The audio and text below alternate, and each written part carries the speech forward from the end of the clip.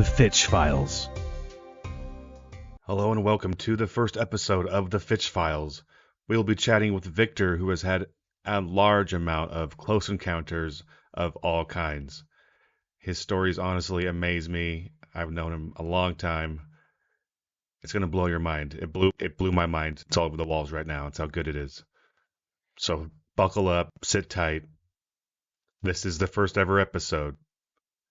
I did have some technical issues with my mic and did lose internet connection mid-story, but we brought it back and we handled our business. So without further ado, here is the first episode of the Fitch Files.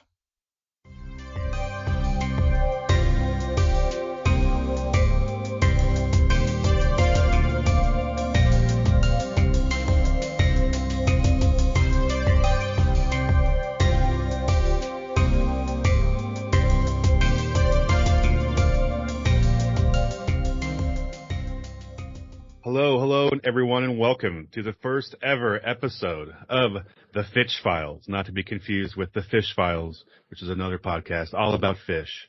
But this one is all about strange and paranormal experiences that people have went through all across the lands. And today we have our first guest ever. His name is Victor, and he's a dear friend of mine. I've known him for over 10 years. He's had many experiences, and I thought he would be an amazing first guest to have on here. So everyone get ready, because we're going to go deep tonight. We're going deep in for the psyche of Victor. Victor, welcome. Welcome in. Now, I'm happy to have you here because I know you have a lot of things to share that you have not shared publicly ever. Am I correct? They kind of call it, stepping out of the experiencer closet. There's a lot of different closets people have stepped out, and I've stepped out of a few of them over the years, but this is this is definitely going to be a new one for me.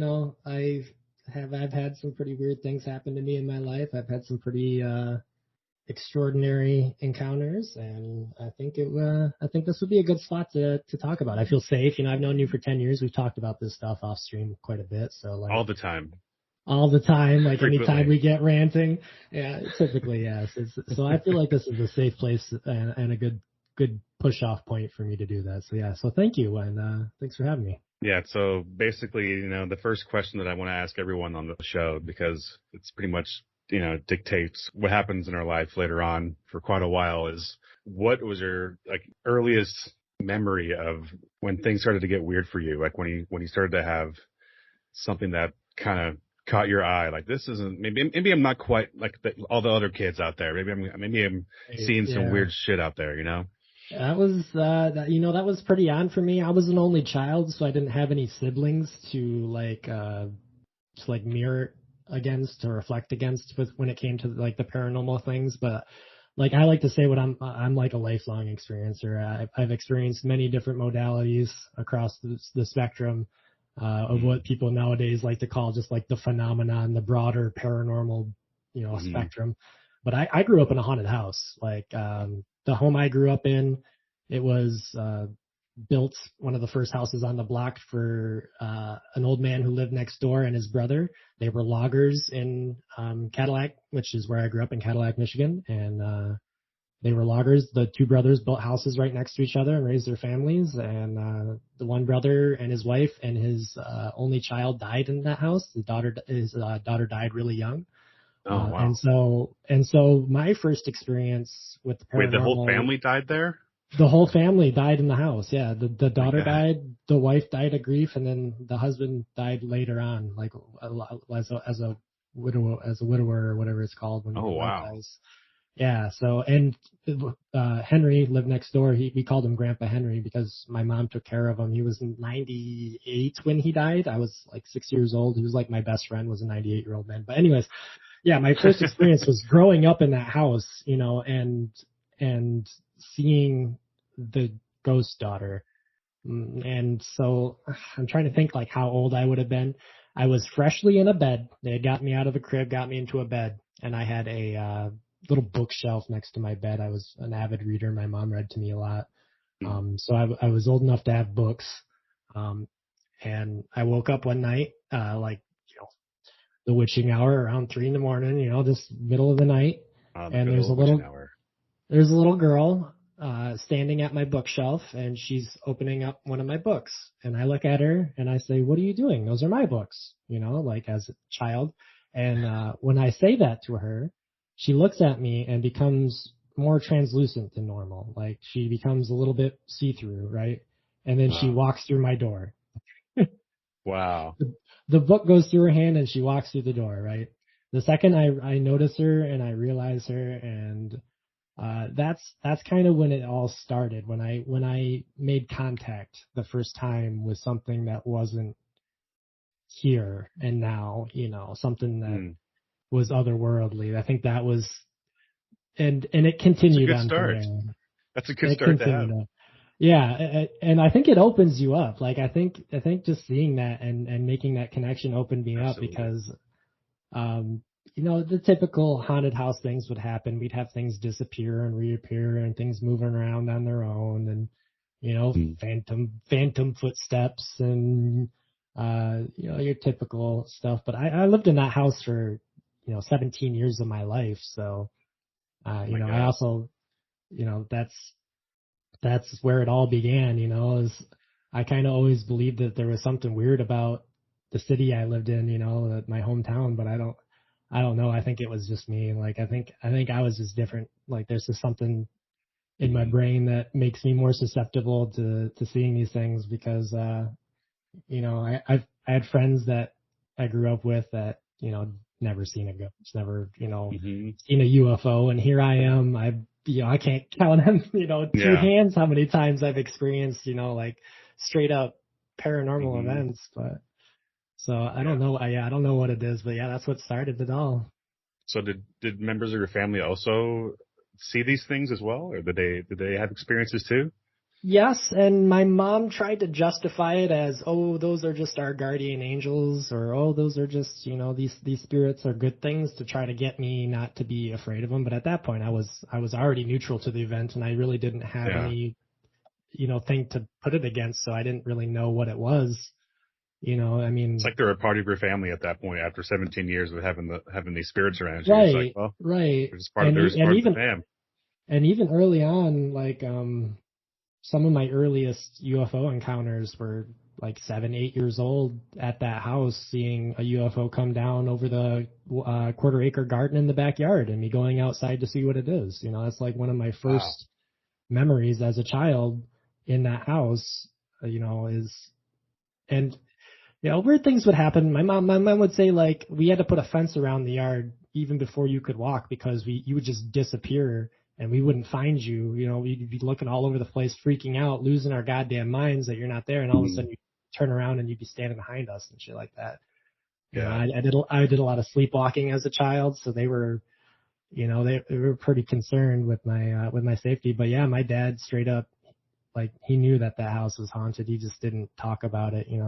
My parents were also, they drank a lot growing up. Like, they weren't the best parents in the world. They had their flaws. So, I think a lot of these people that, these people that can see them, and the people that are affected by it, like, drinking is a great way to suppress all that. Like, numb all that shit down, calm it down after a while, I'm sure. But they definitely had experiences. The most extreme one we had in that house was after my parents split, and my mom was going to move into a new home with me. The activity, once the ghost found out that we were moving out, the activity in the home spiked like 1,000%. Like, really? doors, like violent door slamming, just like angry, like resentful, like just like. And the craziest thing that happened was all of the lights on the second story of our home exploded at the same time. All of our light bulbs exploded at the same time. What? And me and my mom were upstairs literally carrying boxes, one of the last boxes out of the house upstairs. And we both just got the chills, and even just thinking about it and telling the story is giving me that fucking dopamine rush. Yeah. It's just fucking boom, boom, boom, boom, boom, boom, boom. So we had an electrician come, right? He's like, the only way that this could happen, is everyone on your block did something at the same time to overload this, Everyone flipped their switch on and off at the same time. Who knows?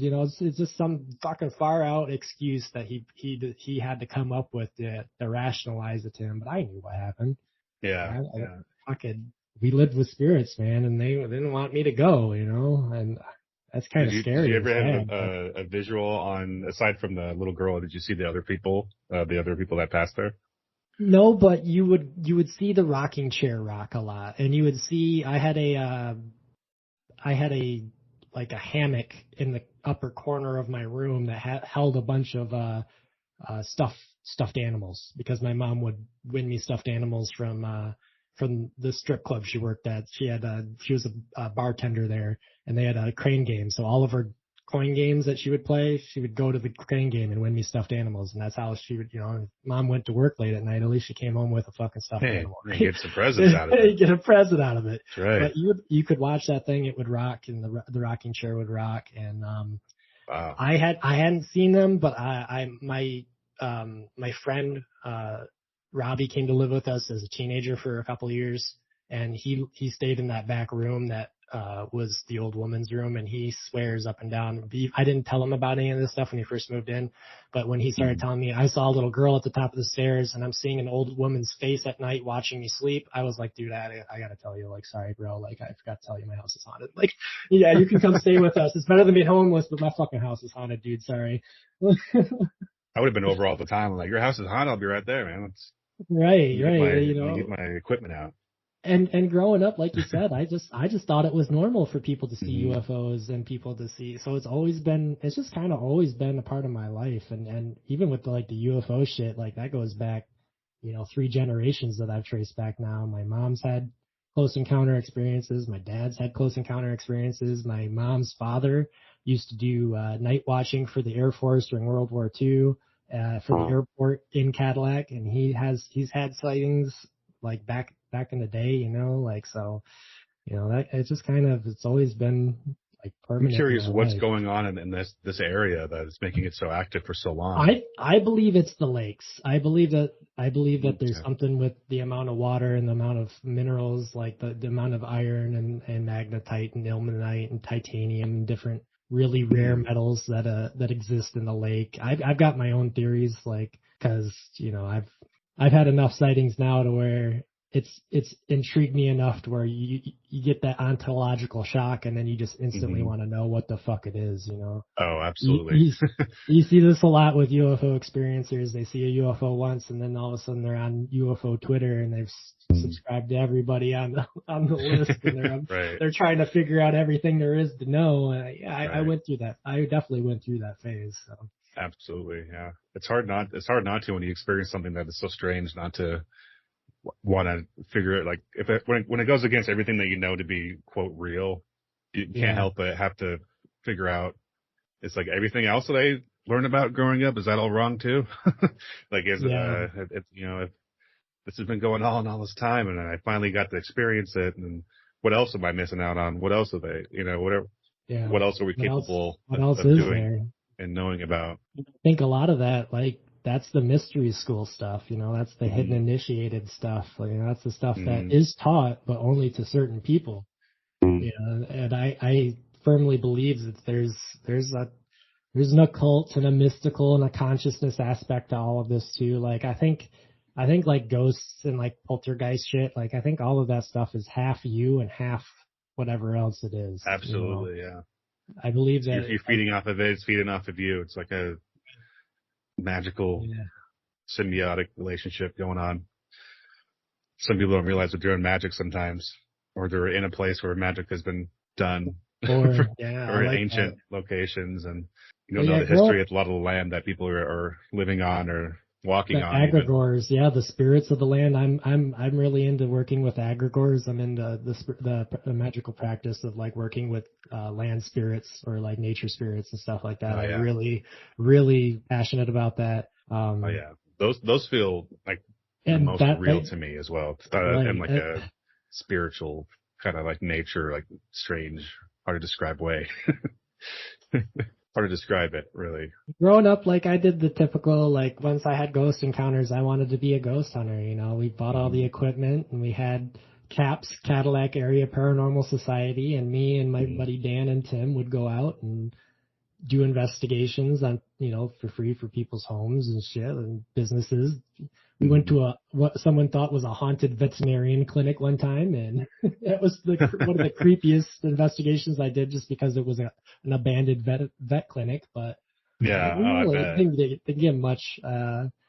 But we did have a couple homes that we investigated that were straight up haunted. And what happened in Cadillac is we used to have a cemetery up on a hill, and we moved it to another hill. We moved it to Maple Hill Cemetery, and now it's voted like fifth most beautiful cemetery in the nation. But the problem is they didn't move a lot of the graves, and some of the bodies were still there. And then we built houses on top of them. Yeah, that'll do it. And some of these old houses, I mean, they've been there forever. My friend Dan, the reason why he was interested in ghost hunting and why he joined CAPS was because he grew up in a haunted house too. And his home was one of the first homes on that block, and it's like fucking 110 years old and shit like that. And it's right next to the cemetery, the old cemetery. And I've been over to Dan's house where we were all having a sleepover in the basement, and all of a sudden the basement door opens and slams, and no one's there. This is a visible staircase, like just a railing. You can see the stairs into the Michigan basement, and you hear dump, dump, dump, dump, dump, dump, dump. Someone coming down the stairs, just pissed off, but there's no one there, right? And yeah, so I don't like that. we're having a pizza party. We got pizza boxes on the washing machine open. These pizza boxes out of nowhere flip up into the air, just fucking topsy-turvy, flip up into the air, pizza sauce everywhere, pizza everywhere, and we're just screaming, we're like fucking 8 kids down in the basement just screaming, and all the lights turn off, and, everyone runs out of the fucking basement, and, that's the end of the fucking party. We're all trying to beat Castlevania, not no more. Castlevania beat you that day. That's the case, and so, like, we've all had, there's a couple of close friends of mine that, like, the reason why they believe me is because they've had their own encounters, like him is the same. You really got to experience it to really. Some people do even understand. Some people have no problem taking it at face value and saying, That's "Oh yeah, true. he sounds like he's all right." But most people have to see it to believe it, and I get it. Like, I get it. Like, I really understand that. The experience, there's nothing like the experience because it doesn't leave much room for belief. People want to call me a UFO believer all the time, and it's like, look, dude, I don't have that wiggle room.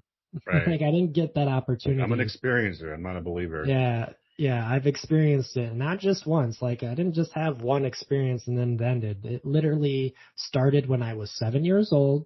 And in increments throughout time, it's gotten a little bit more sparse now, but throughout time, I've had close encounters my entire life.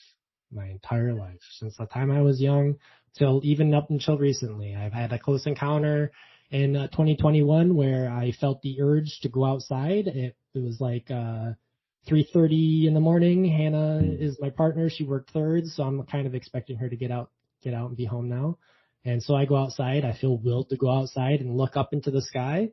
Hannah pulls into the driveway, gets out, and joins me, and we're both just standing and looking at the sky for no reason. And all of a sudden, a cross-shaped light comes down out of fucking space and flies over the top. Looks like a giant telephone with of light. Looks like a giant telephone vertical of light with a smaller light on the. Looks like a big flying T. Looks like a big flying T. It flew over Grand Rapids, over the top of our house, and up back into space. It went on the other end. That's a shape that I don't usually hear about. Right. That's one thing that I've had experiences with is all different shapes and sizes. Right. So that's a weird one. I haven't heard very many, reports about the different shapes of the objects, but I've seen lenticular crafts, the disc-shaped crafts that are glowing bright yellow and white. I've seen the nocturnal lights where people just see glowing amber orbs. I've seen daylight discs. I've seen daylight spherical like chrome spheres flying down the mountain ranges in New Mexico. One of my early encounters when I was 15, we had I was in a public park during the day riding my bike, and I saw a giant cigar with a black band around one end fly over the top of Cadillac over the park. And so I'm like riding my bike up and down the street looking at this thing, and a couple people in the park see me doing this and come and join me. And they're like, we're all trying to scratch our noggins figuring out what the fuck it is. Is it a blimp? Is it, what the fuck is it? It doesn't have wings, what is it? Right. And about the time the guy goes, I think it's a blimp, out loud. He finally decides, I think it's a blimp. It turns direction, you know, it rotates from east-west to north-south and just goes south as fast as it can fucking go, you know, just boom, gone. Like, that's not a blimp, buddy. So the guy goes, I don't think that's a blimp, you know. So yeah, World's fastest blimp. It might have been the world's fastest blimp. It might have been some experimental craft. I don't know. I don't know what they are, but you know, I always tell people, if you want to see a UFO, just hang out long enough and look up. Just look up. You know, you'll fucking see a couple. Yeah. So more people need to look up in their skies and just for a while sometimes, you know. We need more people just looking at the skies, because we're always looking down at our phones and our laptops and our work and this and that. But looking up at the skies, and like, nobody wants to do that as much, you know. Obviously, if you live in the right area, you got really good star visibility, you know, it's more common. But for city folk, like people in California, nobody's looking up at the stars enough, because there's, first of all, too much light pollution. Right. Secondly, there's too much actual pollution. Thirdly, people just don't want to. It's not on their agenda. It hurts your neck after a while. Yeah. I mean, if you lay down on your back, you know, you're good. It's a lot easier. Then spiders start to get you and whatnot. Yeah, you know, that sounds like an advertisement that a tick wrote. You know, if you just lay down in the grass. Just lay down in the grass a little bit. Lay a little while. We don't have to worry about termites or, you know, fire ants here, but we got ticks out the ass, bud. So. Oh, yeah, you don't want to get butt ticks, man. You don't want those. Fuck no. Or any, for that matter. I'm kind of freaked out because I have these runes hanging around, these little runes that I have hanging on as a blinds basically for my window. And one of the runes looks just like what you're describing as the cross kind of shape. It's not quite a cross, but I just kind of looked up and I see this like cross looking shape. I'm like, oh, interesting. It's an interesting synchronicity at the moment. You don't have any other cross shapes around me anywhere, so it's happened to be right and dead in front of me. kind of strange. Yeah, I'm not a religious person. Like, I'm not saying it was like Jesus flying overhead or anything like that. I think it was just like, that's just what it looked like. It was just two lights. Yeah. And intercrossed with each other flying over the top of the house. Right. And I often have I don't just have sightings by myself. I've had a lot of UFO sightings with other people. And here's the weird thing about that is, like, at first it started off like 2008 to 2010 where I was just seeing, you know, things here and there by myself. But, you know, after a while, you start to think, am I going crazy? Am I really seeing lights in the sky, or am I just imagining it? Am I just got really active imagination? I am pretty creative. I don't know. Mm-hmm. And so, you know, like, being interested in, like, the occult and consciousness and meditation and the idea of prayer, and having gone through, like, my own near-death experience, like, I just started talking to it, you know, like, hey, if you're real and you're out there and you can do what the things they say you can do, like read minds and shit, like, a lot of your technology is based on telepathy. Can you just show yourself to me in the presence of others? Like, so I don't think that I'm fucking losing my mind here, you know, so I don't feel like I'm going crazy. And, you know, that's when it started doing. That's when it started. And it started in 2011 with my roommates. Like, at first it was me and Aaron. We was up on the second story porch overlooks Grand Rapids, and we're having a cigarette. And here during the day, it was like probably about 7:30. So like the golden hour, just beautiful, beautiful day.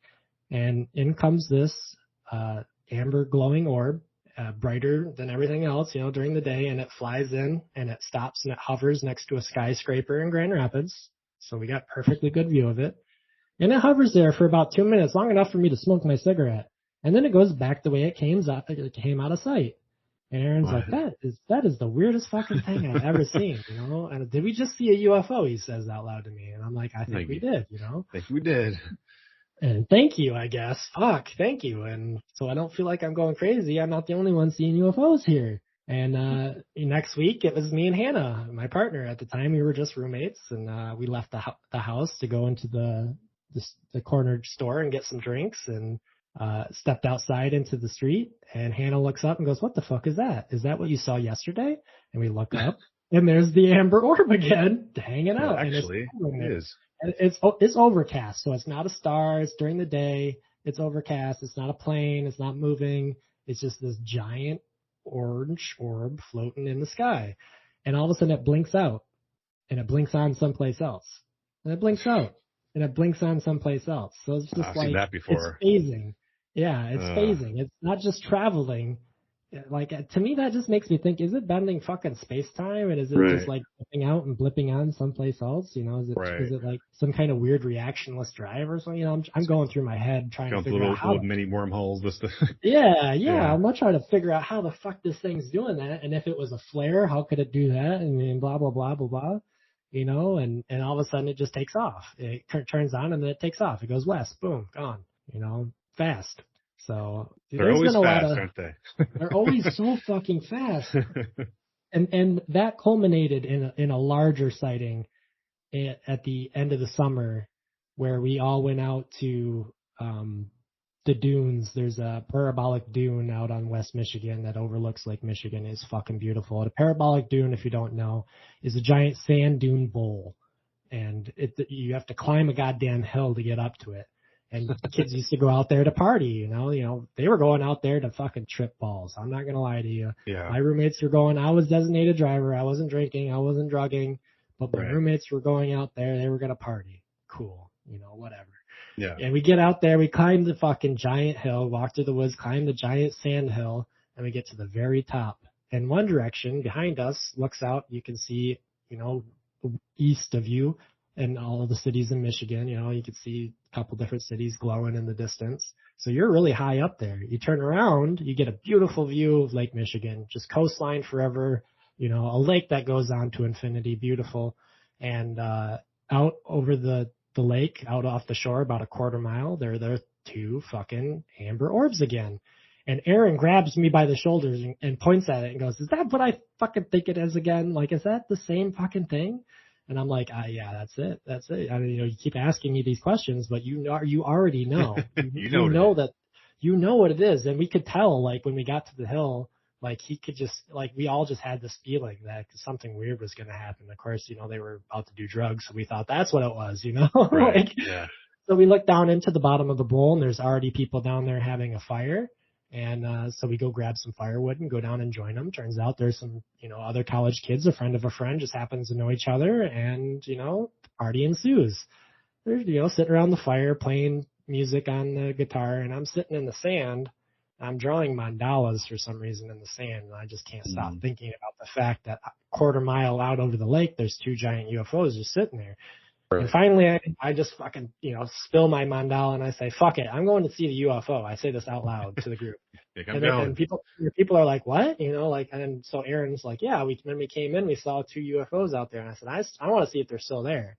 And two girls were like, I want to go too. You know, these two girls that were with this other group, you know, I had strangers to me, you know, let's go see them. Little did I know, but they're both tripping balls on acid. So, you know, this is going to be a different experience for them. For me, who is completely sober. Right. We walk up the dune mound, and we're now looking out over Lake Michigan, and sure as shit, there they are, floating right next to each other, just beautiful. And by now it's nighttime. You know, the sun is set, and there's no lights out there. It's just perfect, you know, perfect weather, perfectly still, calm water. And all of a sudden, about the time we recognize that they're there, and they're like, they get hype about them being there, like the energy starts to rise about them, you know, seeing a UFO and like and witnessing it. Mm-hmm. About that time, they put on a different display. They start lowering themselves in tandem, right next to each other, lowering themselves down towards the water. And then the girls losing their minds, man. It's going down. It's gonna land. It's gonna land in the water. You know, oh my God. And it stops. They both stop above the water for just a moment, and then the one on the left goes into the water, and you can see it enter the water without, you know, it's perfectly calm. There was no splash. There's no ripples. It's just all of a sudden the glow is in the water, and the glow, you can see it in the water, and it's going deeper and deeper and deeper until you can't see it no more. And how deep does it go? Lake Michigan there is deep. I could pull up the statistics. I could pull it up exactly where it's at. But they're going down there. Like, there's some fucking mermen out there or something, you know, God damn it. Something's down there. Something's down there. And I think it's the magnetite sand that washes up on the beach there all the time. The black sand, I collected a shit ton of it. But if you wanted to make titanium, that'd be an easy way to do it. Needless to say, there's this UFO left, and the girls are losing their fucking minds at this point. And the one that's left goes from orange. Understandable. I'm pretty chill at this point. At this point I've expected this. Yeah. I knew I asked for this. I asked for this. Is exactly what I wanted, right? And the one that's left becomes orange to white, really bright white, and it starts to blink really, really quickly. It goes slow blinking, and then it's like rotating really fast or something. Like it's like a pulsar star, and you're only seeing the light every once in a while, like a lighthouse or something. And it's just spinning, spinning, spinning, and all of a sudden it takes off towards Chicago faster than I'd ever fucking seen anything move in my life. And that's when the girls threw their arms up in the air and ran down the hill screaming, "We've seen the UFO! We saw a UFO!" Thank you, Victor. Thanks, Victor. I kind of wish I could find them girls again and ask them what their life is like after that, because I'm sure, it changed my life. I can't imagine what it was like for them being on the peak of their LSD trip and we're going to have to start a campaign to find those people. Yeah, find these girls. Were you partying in West Michigan 2011? Be like thousands of people showing up to your door, like, oh, shit. Yeah. No, you guys, jeez. And it just kept happening.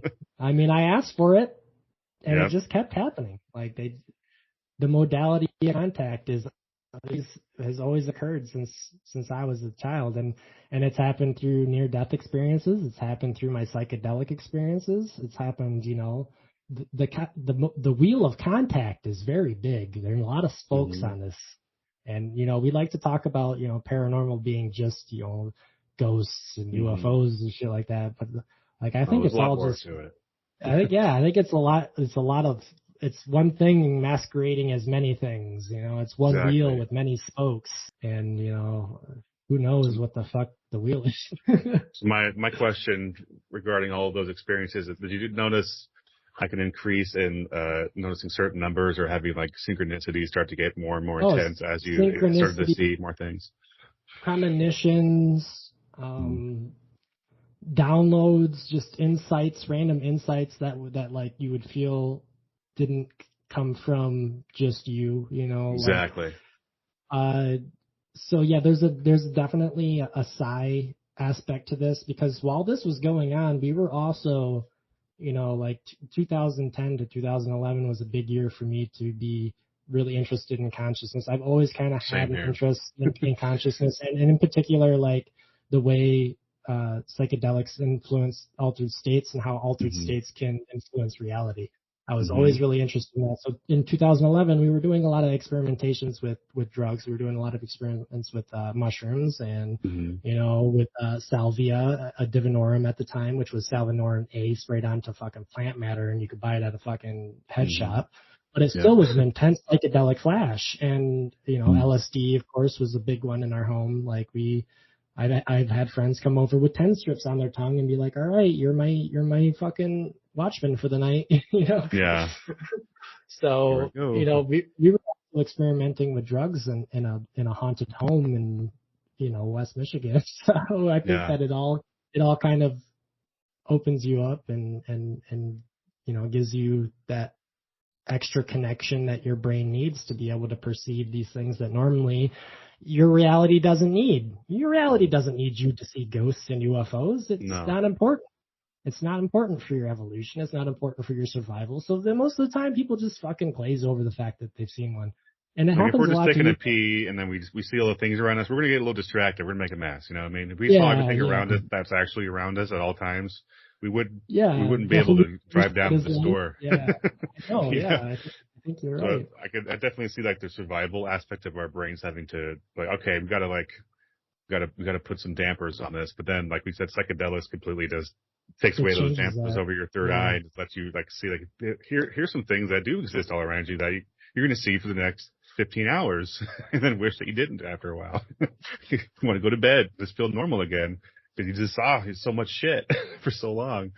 This happens a lot with UFO experiencers, where they see a UFO and then they just brush it off like no big deal. Like, especially people who have had like close encounter abduction experiences, they just and this happened to me. Like, I went home and I called my girlfriend and I didn't tell her. I said I saw a weird light in the sky. I didn't tell her my whole story, but I just brushed it off. I didn't. You just it's like your mind protects you from those traumatic thoughts by telling you just to forget, and Exactly. people do just forget. But, like I wanted to continue with the theme of like experimenting with, my consciousness and experimenting with psychedelics. And at that same time, we were also experiencing a lot of psi phenomenon in the house and with ourselves. So the ability to like, we would do this thing where we would fold up stars and put them on needles and then put them under a bowl so it couldn't be influenced by wind. And then we would try to get each other to spin the star. That's funny you mentioned that because I literally just did that with my fiance Allison like last week. Yeah. Okay, that's beautiful. These are exercises, and the first time I've ever done that. But, you have the star, the circle, the whole the psi guessing game. We were doing a lot of that, and we were also doing a lot with cards, just regular playing cards, and we were just experimenting with reading each other's minds and influencing each other with our minds and influencing reality with our minds. And so, like, it doesn't surprise me that I was having, poltergeist activity in the home, in the apartment that we were in. And it doesn't surprise me that we were seeing UFOs over our home and they were really interested in what these humans were doing because it was really all these portals interesting. Yeah, it was really interesting what us humans were doing at the time. Yeah, There's guarantee 50 portals around this house. It's all open. That's right. Stranger things shit going down in this one house is right here. It's like a beacon of light. This sea of darkness. I get to see this one house right there. It's just peeking out with light. Like, let's go check it out, guys. Yes, check it out. Yes, that's it. I think that's it. I think that's the case. I think it's definitely a mixture of a lot of that. Like us using our energy, putting it out there, opening up sometimes portals or dimensions, and other things looking at us like, wow, this guy, might be doing something. I'm kind of curious about that. What's really interested in that concept of the human mind being able to access and opening up portals to higher dimensional like realities. Having had 2 near-death experiences, my first when I was 18, when I had a life-saving surgery, reconstructive surgery on my chest, and then again when I was 23. Both times I've experienced portals. Both times I experienced out-of-body phenomenon. Both times I experienced non-local consciousness and, just that fucking strangeness. That question that always came up when I tell people about my near-death experience, about how I was standing over my surgeon's like his shoulder and looking into my open chest cavity and seeing the tools that he was using. They always ask me like, well, how did you see if you didn't have eyes? Like who was seeing then? Like what was seeing then? And that question still to this day gets my fucking brain just like worked up, That brings me to a good segue in a way, because when I was young, my mom used to teach me how to do remote viewing, and we put a picture in an envelope that I've never saw before. I was about 6 or 7, I think, and maybe younger. I have no idea. I was pretty young, but I remember doing it still, but I was very vaguely. But she put a picture in an envelope and tell me to draw what was in the envelope, and I would just draw it in my little kid way. I would just use I don't know how. I would use my, like you said, your side vision in a way to see something, even though I wasn't able to physically see it. Like she put like a picture of a beach in there, I draw a beach. Put a picture of a banana, I draw a banana. It was really pretty crazy, but she was very open-minded about spirituality, like growing up in our house. So it was. Wait, and where does that spirituality, that originally, like, where does all that information come from originally? And if you look back and you look at like Stanford research institutions funding from the CIA to do fucking psychic research to bring right? Uri Geller over, and you had all these people who were like writing like channeling material that had connections to the CIA and how they really astral traveling like guides and stuff like that. They all wanted us to come to the terms with the fact that humans are have psychic abilities and are psychic creatures.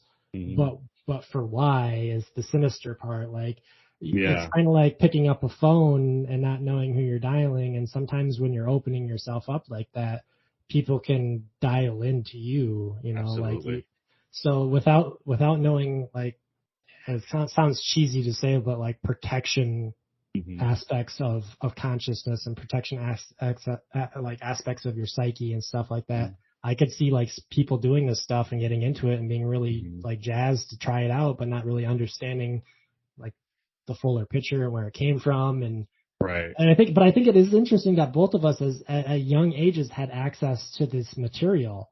You had your mother teaching you basically straight up remote viewing techniques that, you know, the Army was doing back in the fucking 60s and 70s.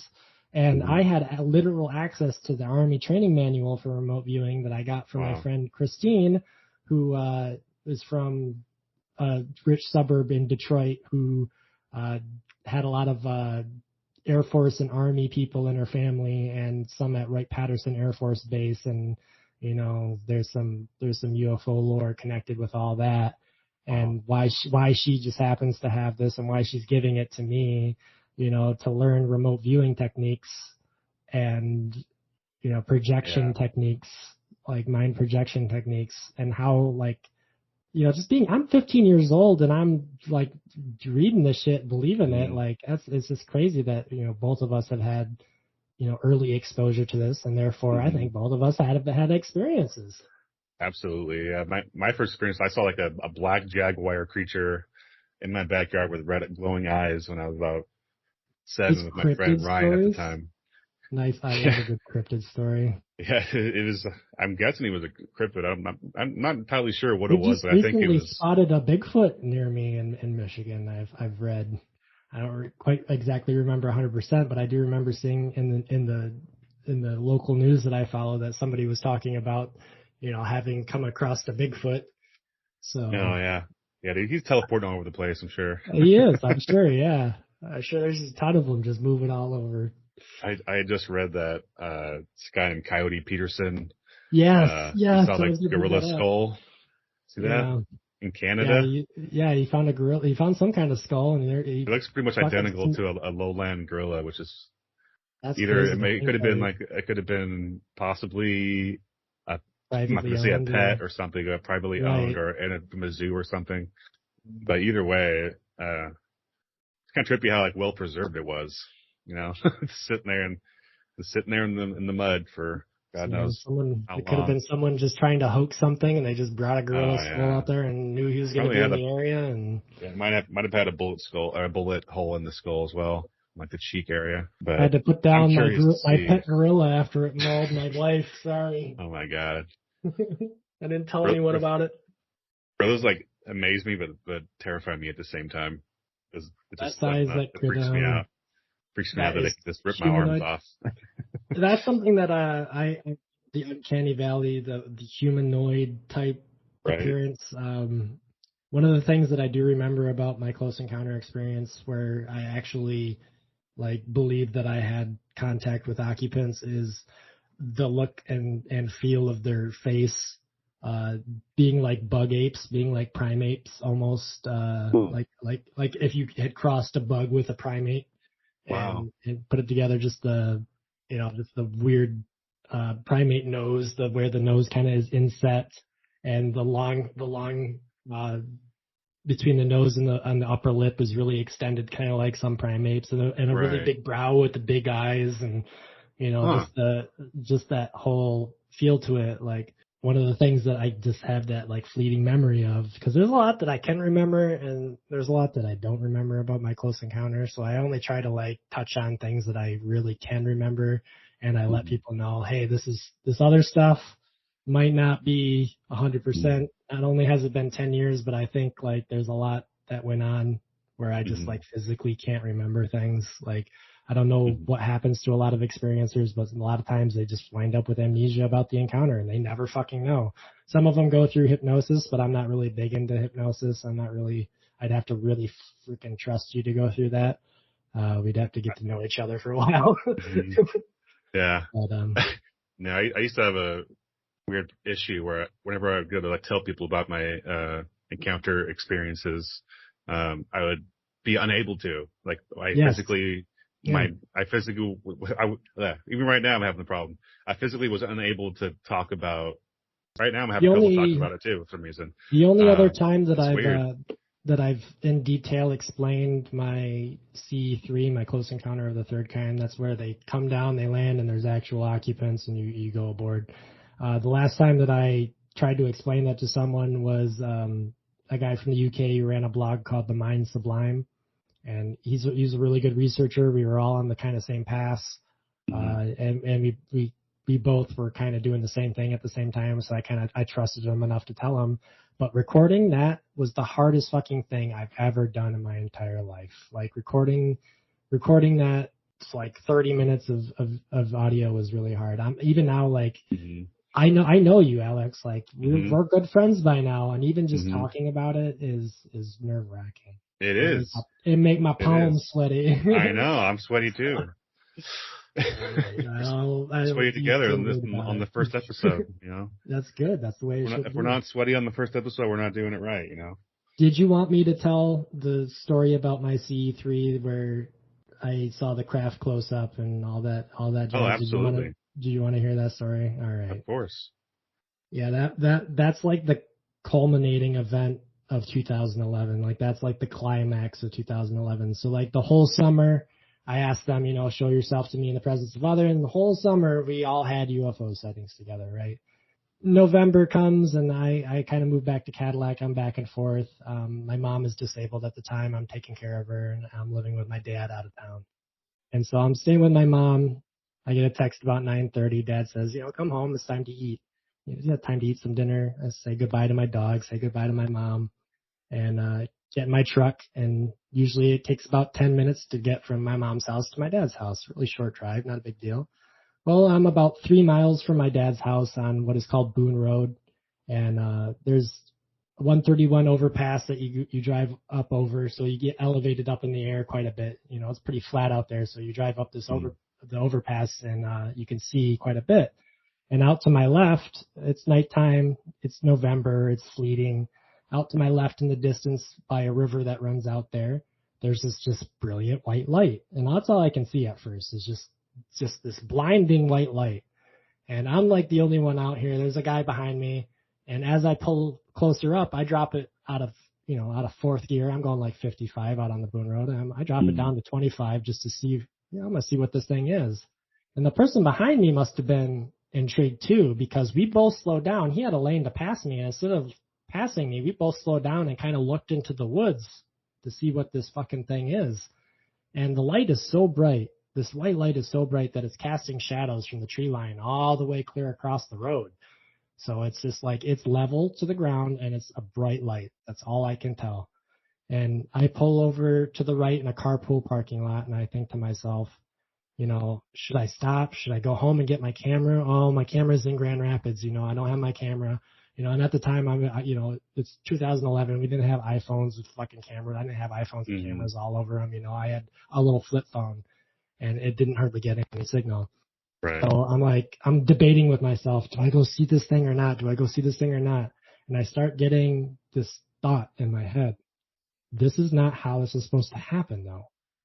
It's not supposed to happen like this. This is wrong. Like, I don't know how, don't ask me how it's supposed to happen, Victor, because I don't know, but I know that this isn't how it's supposed to happen. But I go anyways. I take a left and I go back and I park. There's a little road and a bridge that goes over the river. It's called the Clam River there. And it's just on the other side of this river, on the other side of the tree line, and it's been cleared for development.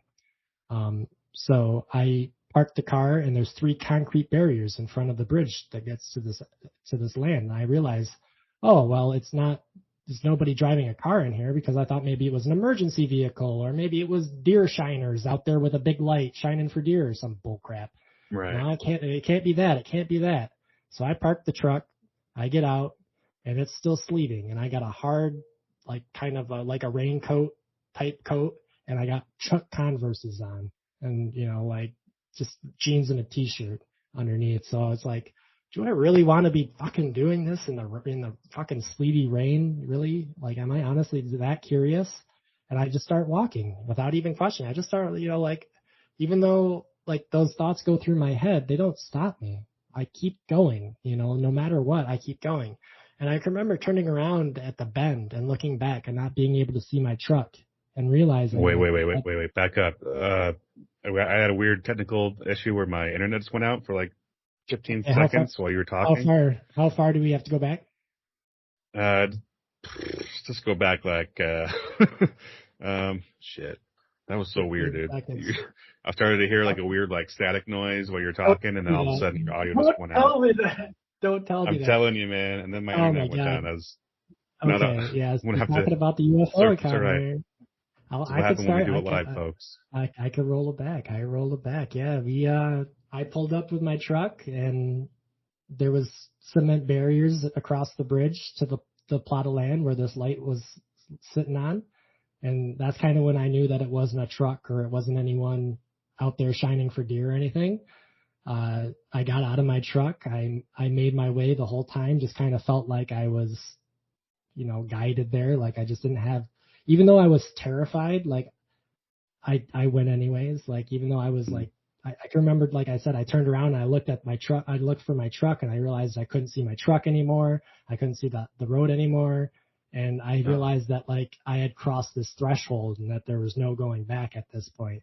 And at that point, that's when I could see it. And at this point, I'm probably about 90 feet away from this thing, and Right. it's black in color. It looks like brushed black metal.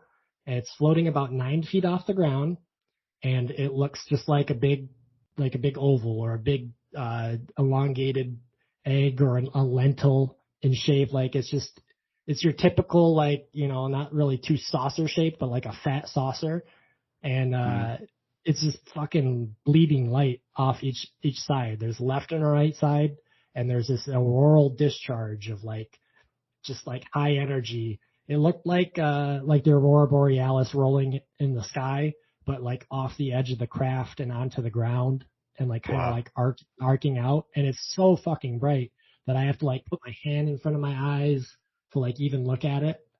And I get about 75 feet away from it. I've measured it out on Google Maps to see about how close I got. I got about 75 feet away from this craft. Like I could have picked up a fucking rock and chucked it and hit it. A lot of people say that shit. Like I literally could have. And I'm realizing that like I'm just hearing nothing but like sleet and rain. And so I stand up from a kneeling position and I take off my hood to see if I can hear something better. And the second I do that, I don't hear any more sleet. I don't feel any more rain. And it's like there's this bubble that went all the way around everything.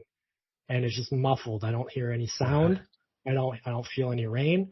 And I get this like a bass feeling in my chest, like this ultrasound bass. Like I felt like it was like the craft just went and then was like echolocated where I was.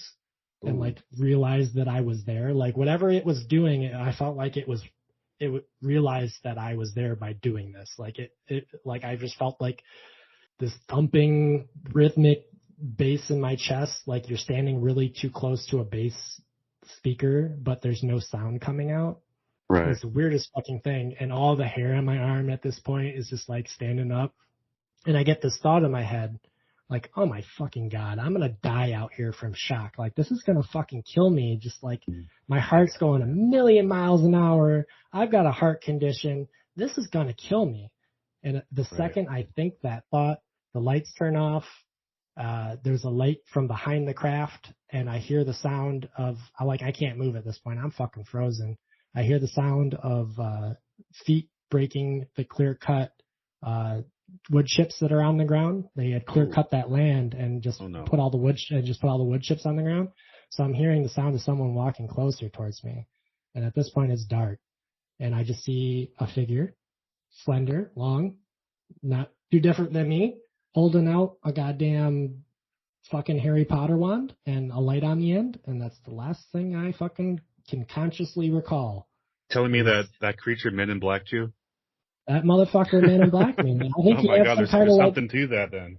I think there's some kind of non-lethal or something. He came out and he had what looked like a wand. It looked like a rod. And this is something that I've come to find out is reported often throughout, different people's encounters. So like I'm not the only one who's seen it do with a rod. That's crazy. But like in that moment, I felt like I couldn't move. Only thing I could do was move my eyeballs. And it was like I saw that, and there's this blackness, there's this gap where I just really, all I have for memories is walking towards an opening that kind of looks like it's like a shape. There's angles to it. It's like a doorway, but there's angles to it. And I walk inside this thing, and I can remember walking down a hallway that was curved to one direction that had doorways that would open, but not like doors open, but just like doorways that would literally just come into existence, like fold open on themselves. I have memories of being on a floating metal table, and that floating metal table being able to like move and form around my body. I have very fleeting memories of their faces, and I have the strongest memory I have of being on the craft is they did something to me where they put a machine over top of me, and this is just like looked like a giant rectangle, and then light came out of it and went into my body all over the place. And I'm looking down, and I can see this thing all over my body doing this like light thing, all like fucking psychedelic light show on my body. And then the next thing I can remember is the feeling of weightlessness and floating, and my guts feeling like they're in my chest. And I'm looking at a wall, and all of a sudden the wall kind of like fades and it's clear.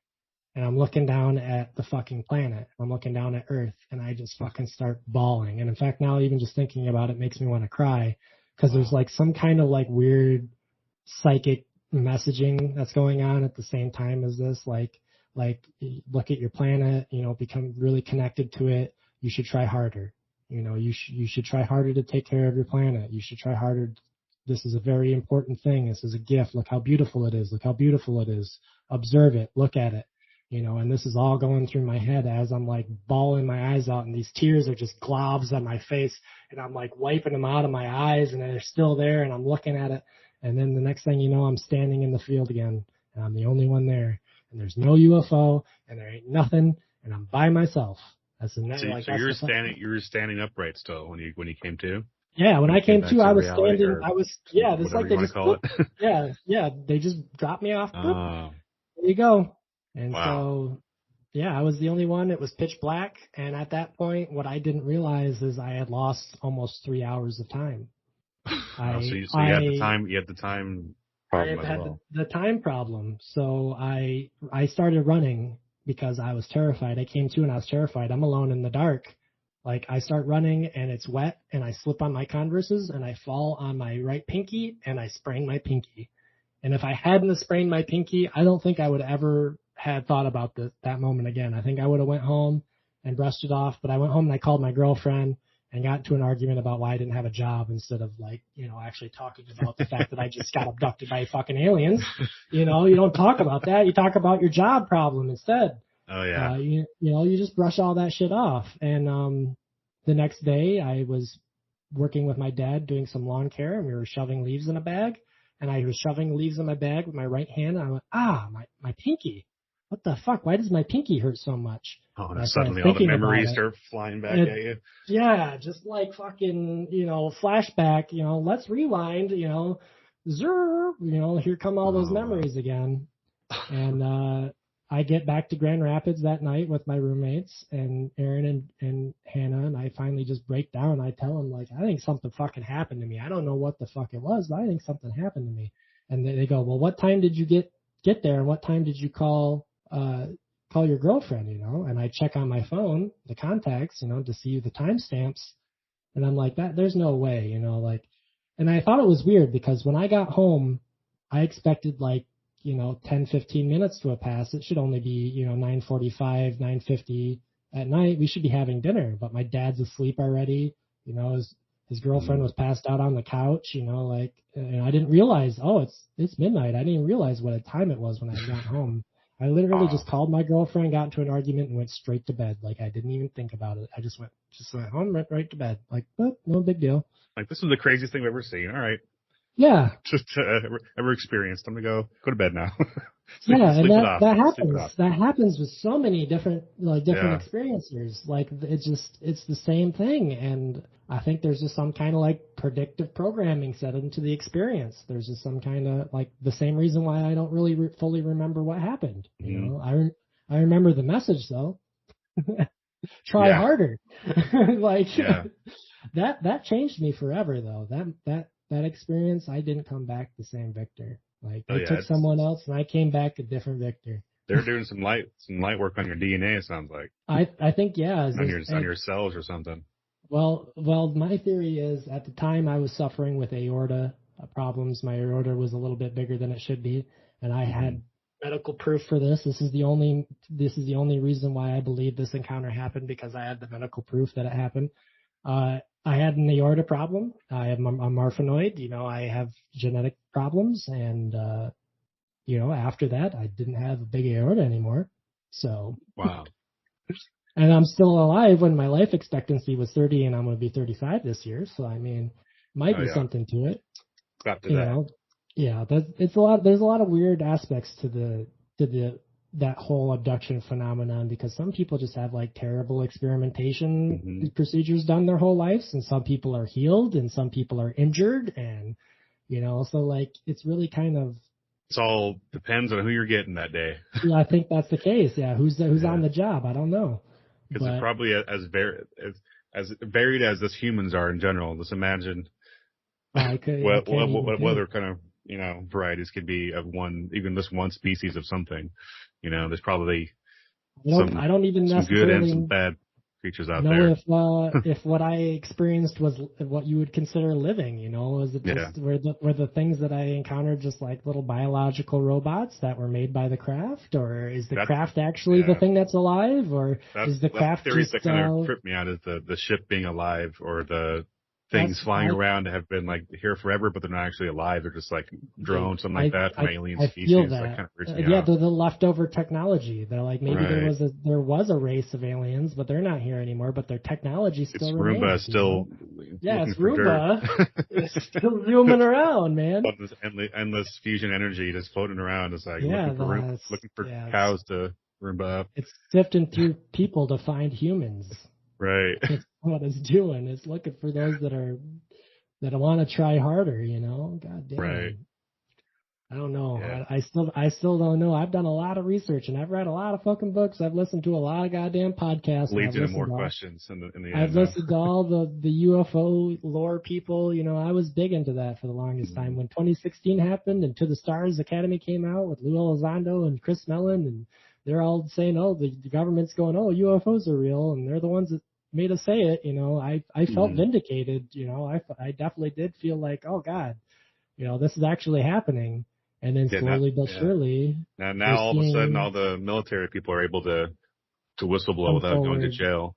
Right, but exactly. Us normal folk are going to still be looked at weirdly if we talk about this kind of things usually. Well, that's changing, because I've joined a group, and I'm just going to plug them here. The Experiencer group, tagged, they're run by a couple really great people. Let's see, I pulled them up. J. Christopher King and well, there's a couple different people that are really really good folks.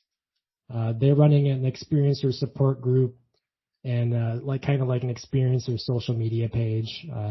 But they've done really great advocacy work for civilian experiencers, for people, and a lot of the people in TEG are have military connections or are PhDs. They're not just like your random Joe Schmo. Like, some of these people are pretty, well-known, well-established, connected people. I mean, Jim Semivan was director of the CIA, and him and his wife had an experience in their bedroom where they saw beings. And so, like, it doesn't matter who you are. Like, there are going to be some weirdos in every group.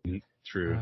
And having a place where us weirdos can go and talk to each other is kind of nice. So. Well, that's kind of my goal with this podcast, is to give people like yourself a platform to not sound weird, and have people like us who are interested in this kind of stuff to people not who are feel alone, and not feel so alone, and that's and right. their experiences. Because I was lucky enough to be kind of surrounded by people on social media since I was like 16 until now. You built that community. Just try to find people that were also going through these crazy spiritual breakthroughs and synchronicities and aliens and spirits and all these things. They all a lot of it was around 2010, 2011, 2012. That was like a huge, I'm getting lots of chills for some reason. That was like a huge, it's like awakening moment for me and like a lot of my peer group online and online. Oh yeah, same here. It's just like everyone around me that, I'm pretty sure I knew you at the time too. We were all going through it together, and it's just been wild to see the progression of everything since 10 years ago until now. And how things that I used to talk about that I'd be afraid to talk about is now, there's a million people on TikTok who are talking about symptoms and all these things that would be like frowned upon. Now, like the youth, they're all getting hip to it, as the kids say, and that's not so, niche of a thing now. It's not stigmatized as much as it's not stigmatized as much.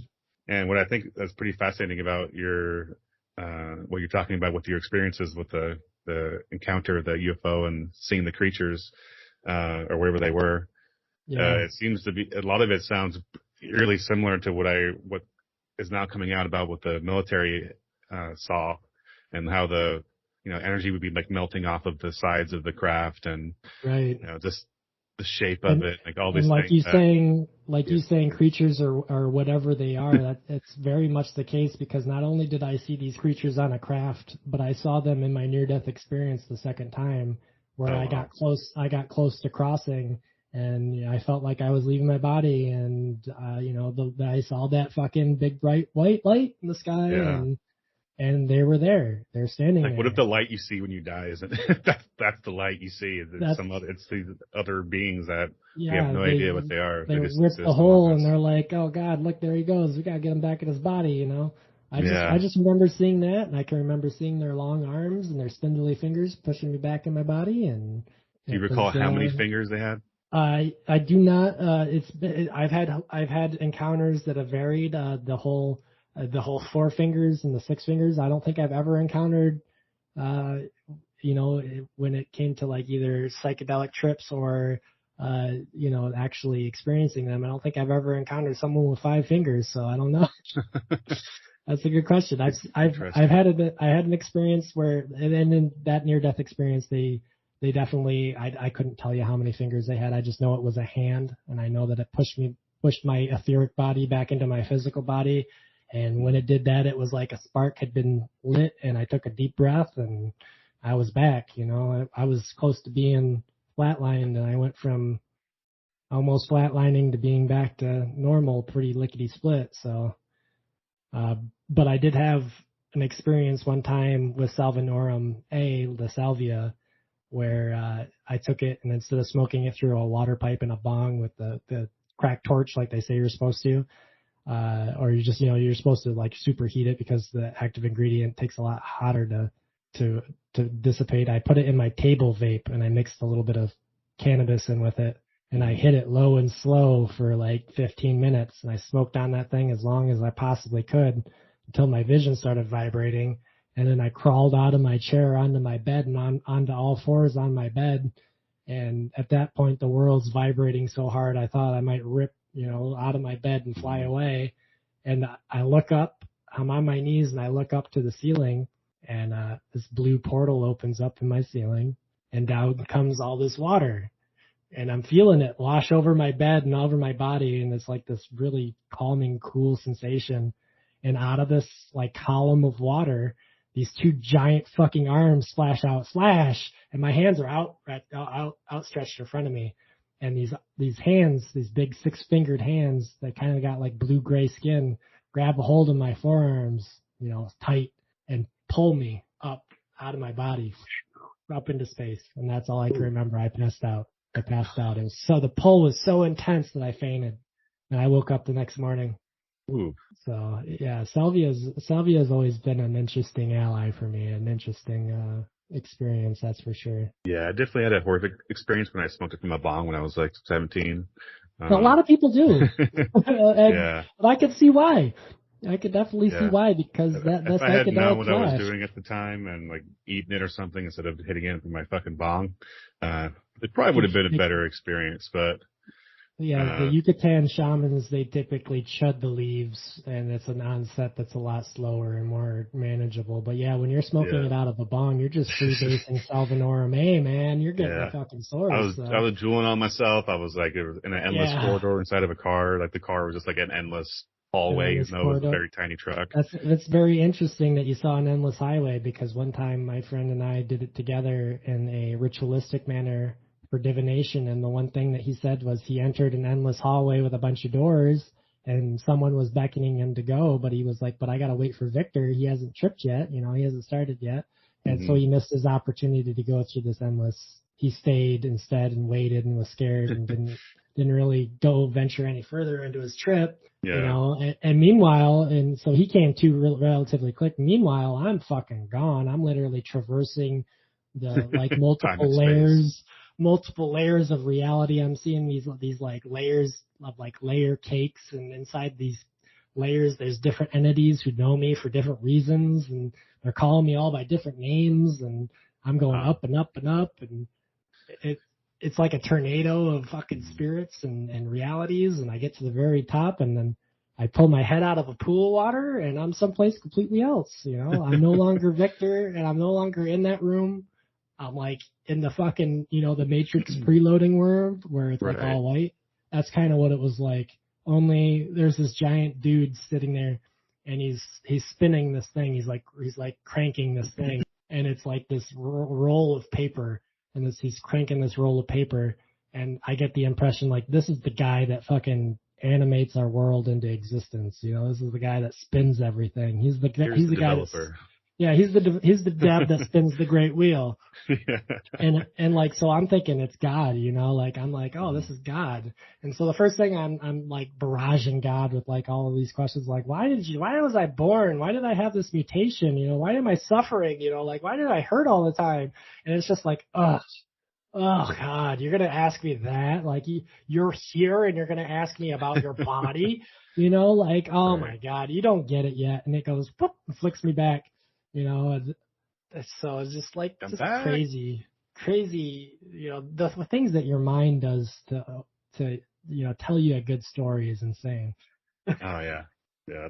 That's why I was always obsessed with shamanism and consciousness interacting with plants and how they use that to enter portals and access dimensions and then come back and then help the community. Heal people, yeah. Heal people because they were actually, usually have health problems themselves originally. And they usually have they're suffering pretty badly. Then all of a sudden they realize they're calling, and then through their own suffering, they end up helping other people, which I think I find that a lot with people I'm close with that have had experiences that kind of had either some kind of traumatic childhood or traumatic health related issue. And it usually ends up making them a better version of themselves in a way, having to go through these crazy experiences as hard as they have been for us. I feel like it really led us to a lot of things that I probably wouldn't have experienced otherwise if I didn't have the hard things that I went through in my childhood. I wouldn't have been drawn to certain things and this and that. And that's why I never really believe in like changing my past or my health problems or that I had growing up and all these things, because it's kind of it led me to my spiritual awakening and having to get jaw surgery and all these different things that I realized later on in life. So it's like I wouldn't have grown up in certain ways if I had a comfortable, cushy life growing up, which don't get me wrong, my mom did a lot for us and she was an amazing mom. But, you know, we had problems like every other family did. But I definitely had to grow up fast in a lot of ways and go through quite a bit of health problems and death and near death, and to make me want to help people learn about the world and the universe and the mind, and want to help people realize their potential and that we're all energetic beings that can do so many different things and tap into so many different dimensions and realities if we actually realized our own powers that we had, because we haven't been able to spread our wings and actually be what we were actually capable of because of society and what we've been taught our whole lives, you know. So it's for sure, yeah. And I think you're doing a good job. I think you're doing a good job. Like, yeah, I've seen the progression of it through your expression with your art, and just like the idea of starting this to help people. Like this is very therapeutic for me. Like, I don't think you understand how long I've been holding on to that story. You know, how long I've been afraid to tell people that, yeah, I've had a close encounter, you know, and yeah, I've seen a ghost, and yeah, I've tripped balls and I've seen God, and yeah, this, that, and the other, you know, like this is what makes me who we are, and made us who we are, who you are. It's what makes me who I am. Yeah, very much. I've been very much changed by these experiences, and often very good ways. Like the amount of like ecological care that I came back with, the amount of like reverence for our planet that like just like it changes you forever. Yeah, like it's a Circuit 5 experience where like everything kind of overwhelms you with awe and you become different. Like going into space changes you. Like I don't think Mm-hmm. I don't think you can come back from that experience different. And one of the things that got me into that was like afterwards was like reading about Edgar Mitchell's experience, his transcendent experience coming back from the moon, Oh and yeah. that's why I joined a group called Free. It was the Edgar Mitchell.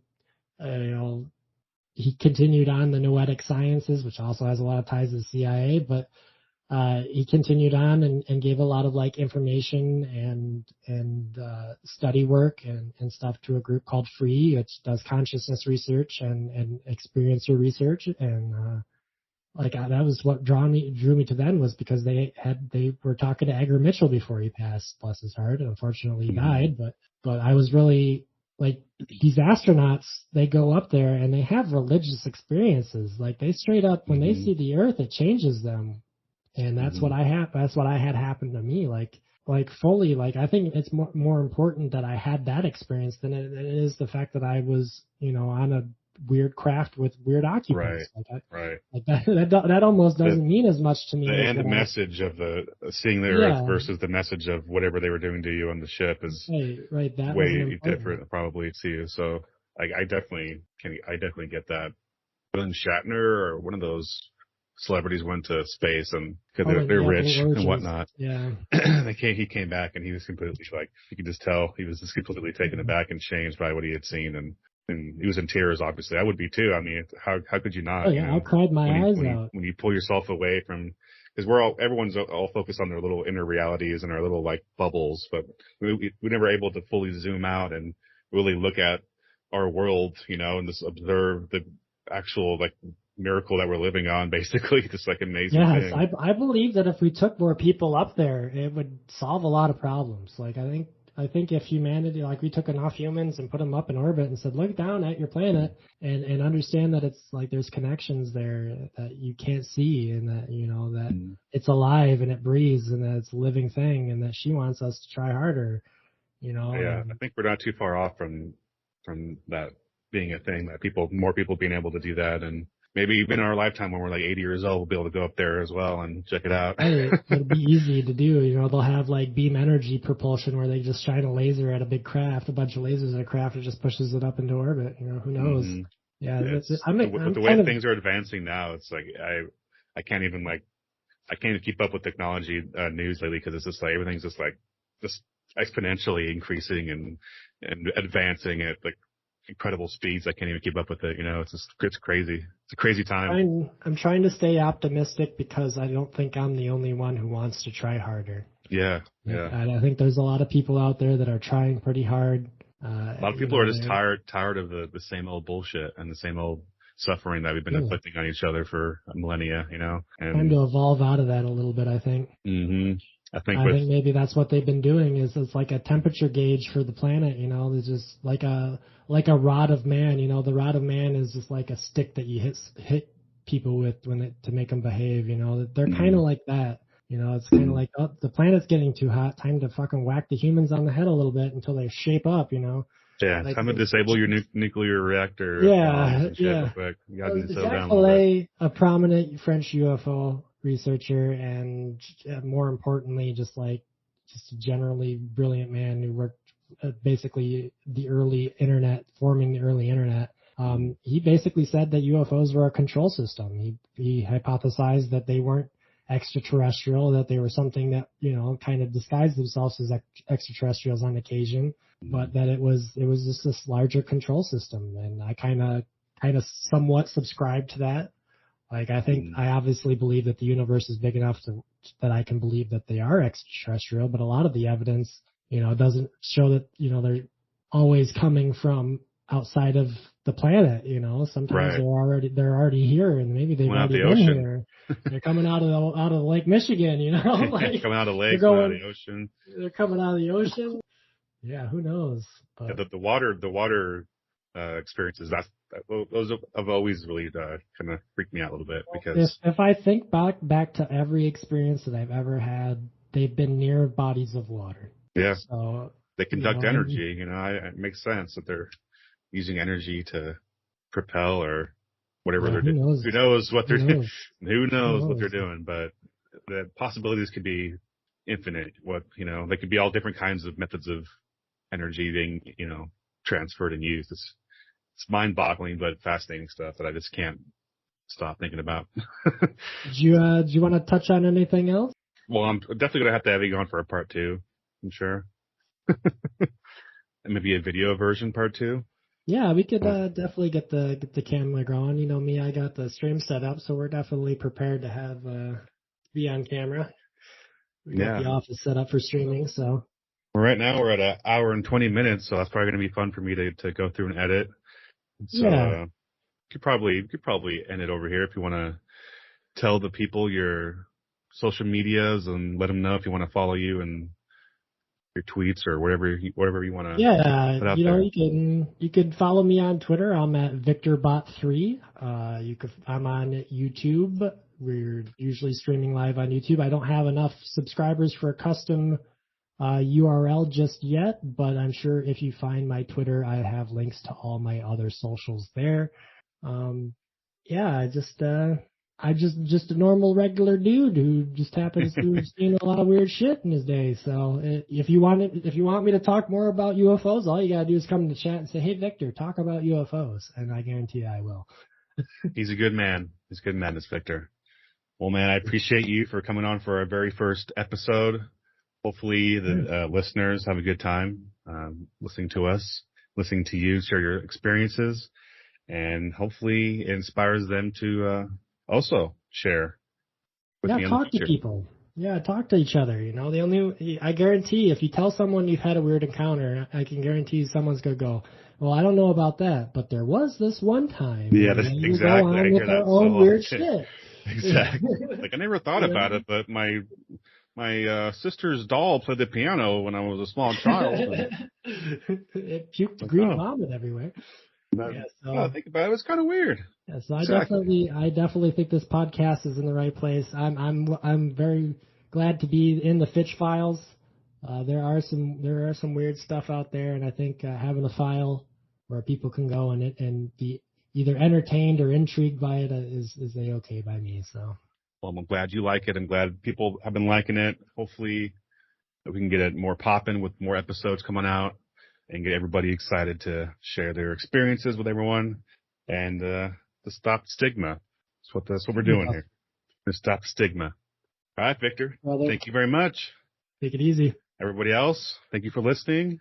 This has been The Fitch Files. You can find The Fitch Files at Instagram, YouTube, and Spotify. Submit your stories to thefitchfilesofficial@gmail.com.